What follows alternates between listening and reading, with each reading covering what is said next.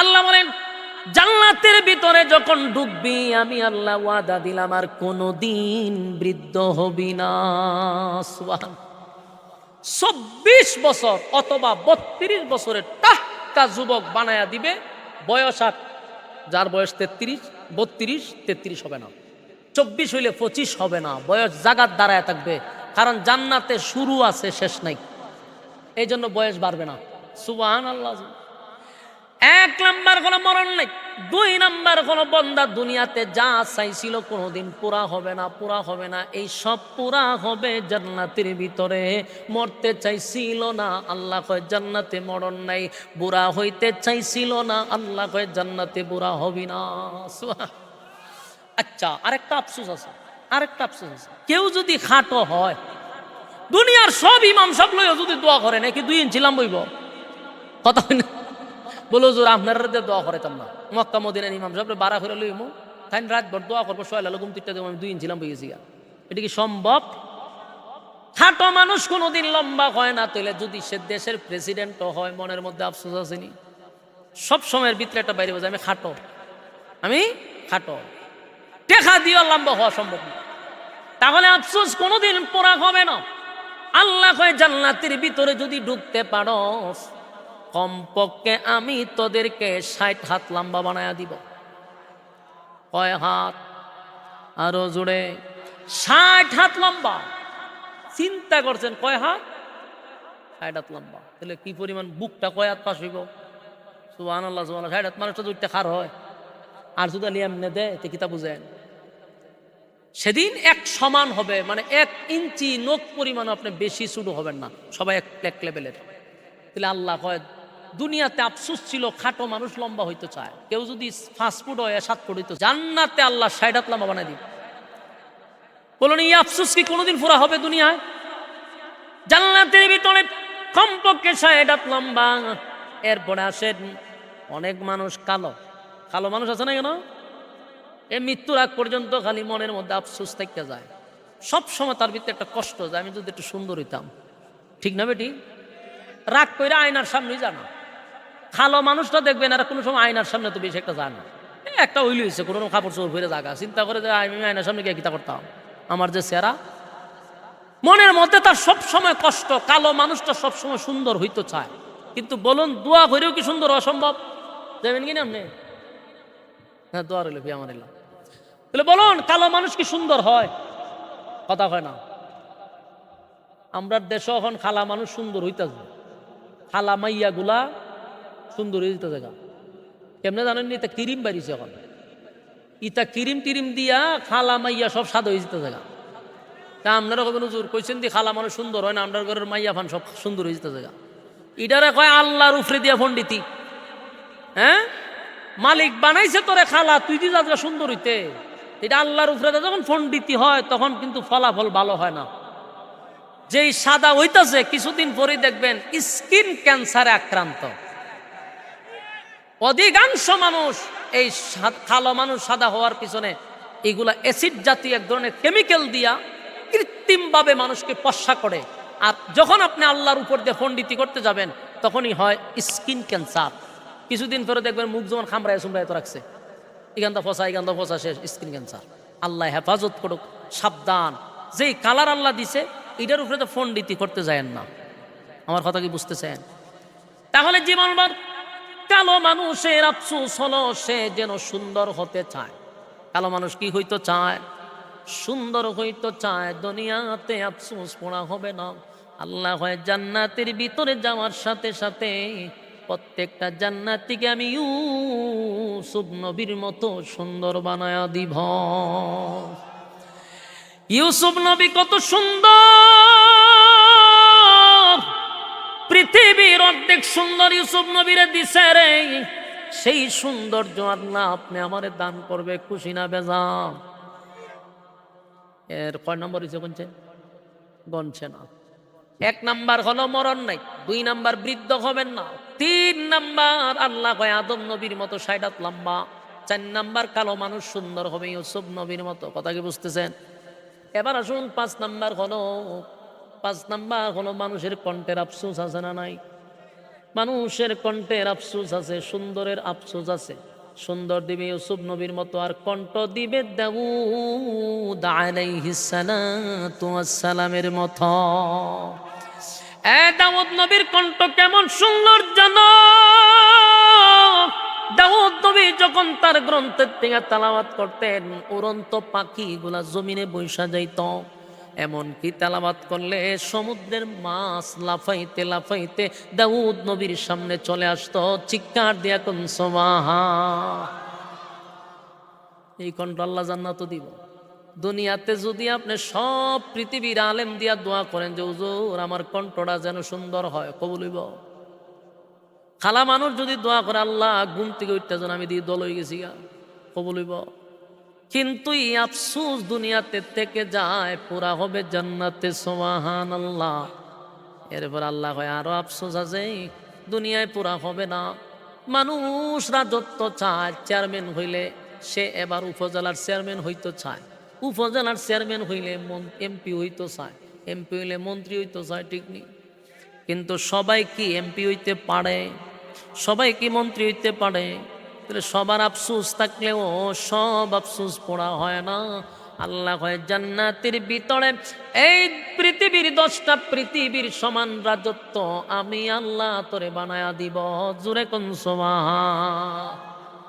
আমার যুবক ভাইয়েরা, এরপরে মানুষের আরো আফসোস আছে। কেউ যদি বিয়া করে তাকে একটা, মনে মনে চায় আরেকটা। কিছু মানুষের ঠিক কইছে, লক্ষণ খারাপ, ঠিক না বেটি? মনের কথা কইলে যে বলে হুজুরের সাথে আমি তাল মিলাইলাই, এটা কিন্তু কথা সত্য, এটা আল্লাহ প্রদত্ত। বিয়ে একটা করতে চাইলে মানুষ মনে মনে চায় আরেকটা, কিন্তু জানে এটা বাংলাদেশ, ঠিক না বেটি? বাংলাদেশও প্রেম করণ যায় 15-20টা। মানছে শুনলে হয়তো এক বয়সে পোলাপানে করে এনজয়, কি জয়, হয়তো পোলাপানে করে এনজয়। কিন্তু কেউ যদি হালাল তরিকে বিয়া করে 2টা, ওই হালাই লুচ্ছাবে, চোখ বালানা, ঠিক না বেটি? চিন্তা করছেন এটা কৌশলে এই সুশীলরা, রামবামরা এটা সাজাইছে। প্রেম করার লাগিয়া, বৈধ করার লাগিয়া দিছে 14 ফেব্রুয়ারি করে। এই তারিখে তোমরা আগাম কুকাম করবা, যেইভাবে ভাদ্র মাসও করে, তো এটা অসুবিধা নাই। কিন্তু কেউ যদি হালাল তরিকা গুনার থেকে বাঁচার জন্য বিয়া করে 2টা, হয় হেতের চরিত্র বালানা রে, লক্ষণ খারাপ, এর চোখ বালানা, লুচ্চা।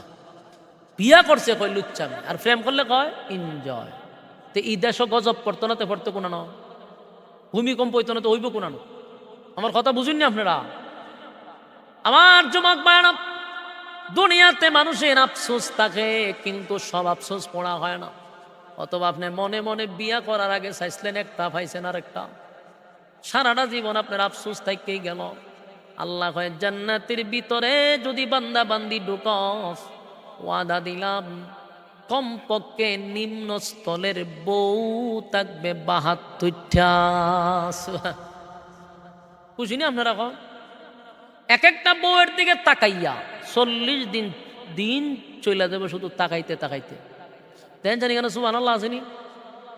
আছে তে থাকলে কোন সময় সুবহানাল্লাহ কইবেন? বিরিয়ানি এলে পরে একটা বউয়ের দিকে যদি কেউ 40 দিন তাকায় তাকায়, বলুন আপনার এটা কত সুন্দর হইতে পারে? সুবহানাল্লাহ। আল্লাহ কয় জান্নাতের ভিতরে আমি তোদেরকে হুর দিব এত সুন্দর যে একটার দিকে 40 দিন তাকায়া থাকবে। এই যে আপনাদেরকে আমি শুরুর থেকে এই পর্যন্ত নাজ নিয়ামতের কথা বললাম, এখনো জান্নাতে ঢুকেন নাই, ঢুকার আগে আল্লাহ এই নিয়ামতগুলা দিবে। আল্লাহ কয় এই যে নিয়ামতগুলা দিব, বলুন শর্ত আছে না নাই? 1 নাম্বার শর্ত ঈমান। 1 নাম্বার শর্ত হলো ঈমান, ঈমান, ঈমান। 2 নাম্বার হলো নেকামল, নেকামল, নেকামল। ঈমান আর নেকামল লইয়া যদি কবরে যাইতে পারি, আমার আল্লাহ জান্নাতুল ফিরদাউস দান করবে। আমার যুবক ভাই, ঈমানের জন্য যদি আমার জীবন দিতে হয়, জিতে রাজি আছি। হ্যাঁ, কথা বলি, ঈমানের জন্য আমরা জীবন দিতে রাজি। মাথা নত করব না, মাথা নত করব না। আমাদের উপর ঈমানের পরীক্ষা আসতে পারে। নতুন প্রজন্মের আমার যুবক ভাইদেরকে আমি বলছি, সিলেটের মানুষ আপনারা, শাহজালালের উত্তরসূরি আপনারা, আপনাদের মধ্যে একটা তর্জন গর্জন আছে, কারণ আপনাদের এই সিলেট থেকেই কিন্তু ইসলামের প্রচার প্রসার শুরু হয়েছে। কথা হয় না? এই বাংলাদেশে নবী রাসূল আসে নাই, অলিয়া উলিয়ার মাধ্যমে ইসলাম প্রচার হইছে। আর এটা শুরু হইল সিলেট থেকে। সিলেটের মানুষ হইল আল্লাহওয়ালা, বুজুর্গ বেশি সিলেটে। এই সিলেটে যত আল্লাহর ওলিরা শায়িত, বাংলাদেশের কোথাও এত আল্লাহর ওলিরা শায়িত না। বড় বড় ওলামায়ে কেরাম এখানে শায়িত। তাই আপনাদের উদ্দেশ্যে বলি, আমাদের উপর ইমানের পরীক্ষা আসতে পারে, ইমানের পরীক্ষা আসতে পারে রে। ইমানের জন্য কাউরে আমরা ছাড় দিব না, কারণ ইমানটা লইয়া যদি কবরে না যাইতে পারি, দুনিয়াও বরবাদ, পরকালও বরবাদ। তাই ইমানের জন্য কোনো ছাড় দিব না, ইমানের জন্য কোনো ছাড় দিব না। রাজি আছেন? প্রয়োজনে হাদির মতো জীবন দিব, ইমান দিব না। ঠিক কিনা? ইমানের পরীক্ষা আসবে, আপনারা লিখা রাখেন, ইমানের পরীক্ষা আসবে। যেইভাবে আধিপত্যবাদ আমাদের উপরে হুমকির উপরে হুমকি দিচ্ছে আমাদের এই বাংলাদেশকে নিয়ে, এমন একটা সময় আসবে আমাদের হাতে যা কিছু আছে তা নিয়ে আমরা যুদ্ধের প্রস্তুতি নিব ইনশাআল্লাহ। কোন বাতিলের কাছে মাথা নত করব না, আধিপত্যের কাছে মাথা নত করব না, মাথা উঁচু করে হাদির মতো জীবন দিয়া দিব, কিন্তু বাতিলের কাছে মাথা নত করব না। হাদি মরে গিয়া বিজয় হয়ে গেছে। বলুন, মরে গিয়া বিজয় হয়ে গেছে। এমন জীবনই আমরা গঠন করব, শিয়ালের মতো 500 বছর বেঁচে লাভ নাই, বাঘের মতো হাদির মতো জীবন দিয়া দিব। অল্প বয়সে হাদি জীবন দিয়া ইতিহাসের পাতায় নাম লেখছে। আজকে গোটা পৃথিবীতে হাদির জন্য দোয়া হয়। আজকের মাহফিল থেকে বলছি, বিভিন্ন ইস্যু দিয়ে হাদিকে দামা চাপা দেওয়ার চেষ্টা চলতেছে। আমি আপনাদের কাছে স্পষ্ট বক্তব্য দিচ্ছি, প্রতিটা মাহফিলে প্রতিটা বক্তা ভাইদেরকে বলবো, এমন কোন মাহফিল নাই, এমন কোন মঞ্চ নাই যেখান থেকে আপনারা হাদির নাম উচ্চারণ করবেন না। কারণ হাদিকে দমায়া দিতে চাচ্ছে কৌশলে, ইস্যুর পর ইস্যু, ইস্যুর পর ইস্যু। এটার নাম হলো বাংলাদেশ। বিভিন্ন ইস্যু সামনে আনবে হাদিকে তলে পালানোর জন্য।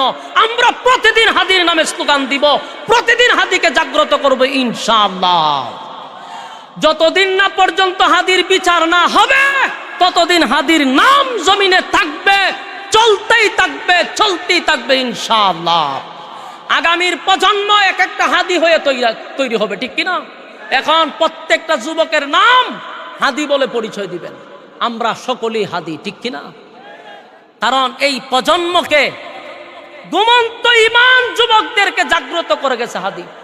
আল্লাহ তাকে শাহাদাতের মর্যাদা দান করুক। সকলে বলে আমিন। সম্মানিত সুধী, আপনাদের কাছে আমার একটা আবদার থাকবে, সব জায়গায় হাদির বিষয়গুলো তুলে ধরবেন। হাদির নাম যেন মুছে না যায়, কারণ এক হাদির বিচার যদি না হয়, নেক্সট জেনারেশন পাখির মতো গুলি করে মারবে, বিচার চাইতে পারবেন না, বিচার পাবেন না। এই জন্য আমরা বিচারের জন্য সব সময় একটা কথা বলে যাব যে হাদির বিচার চাই। যদি কোনো তাল বাহানা করে হাদির বিচার বন্ধ করতে চান, পরিণাম ভালো হবে না। কারণ এই দেশটা কোনো বুইরা খাঁড়াসরা আবার দ্বিতীয়বার স্বাধীন করছে না, এর তরুণ যুবকরা স্বাধীন করছে। ঠিক কিনা?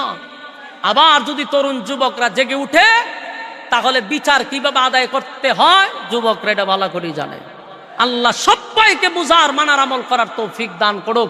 একটা কথা, ইমানের জন্য জীবন দিব, ইমান দিব না। ঠিক কিনা বলেন? কারা কারা রাজি আছেন? আব্দুল্লাহ দেখায়া দেন। লিল্লাহে তাকবীর, লিল্লাহে তাকবীর। আব্দুল্লাহ বলেন রাজি আছেন ইনশাআল্লাহ? বলুন কয়টা জিনিস? ইমান, নেকামল। ইমান, নেকামল, এই দুই জিনিস নিয়ে আমরা কবরে যাইতে চাই। আল্লাহ কয় কানাত লাহুম জান্নাতুল ফিরদাউসি নুজুলা, আমি তোমাদেরকে জান্নাত দিব। যুবক ভাইয়েরা, আপনারা গভীর রাত পর্যন্ত প্রচন্ড ঠান্ডার মধ্যে, কুয়াশা, মেঘান্তিকি দেখা যায় না, এত কষ্ট করে আপনারা বসে আছেন, কিছু কোরআনের কথা শুনলেন। দুয়ার পরে আপনাদের জন্য সামান্য তাবারকের ব্যবস্থা কমিটিরা হয়তো বা করছে। আপনার উদ্দেশ্য ছিল কোরআনের কথা শোনার। আমি এটা বিশ্বাস করি, কোনো মানুষ তাবারক খাওয়ার জন্য আসে নাই, এটা আমি বিশ্বাস করি। কেন? সবার ঘরে খাওয়ান আছে, আর সিলেটের মানুষ গরিব না। ঠিক না বেটি? সিলেটটা ফকিরনি না, এরা দ্বিতীয় লন্ডন হিসেবে সিলেটরে বিশ্বে তুলে ধরছে। সুতরাং খাওয়ার জন্য সিলেটিরা বসে না, এরা কোরআনের জন্য এখানে আসছে। এটা আমার বিশ্বাস। আল্লাহ সবাইকে বুঝার, মানার, আমল করার তৌফিক দান করে। সকলে বলে আমিন। দুরূদ শরীফ পড়েন। আল্লাহুম্মা সাল্লি আলা মুহাম্মাদিন ওয়া আলা আলি মুহাম্মাদ।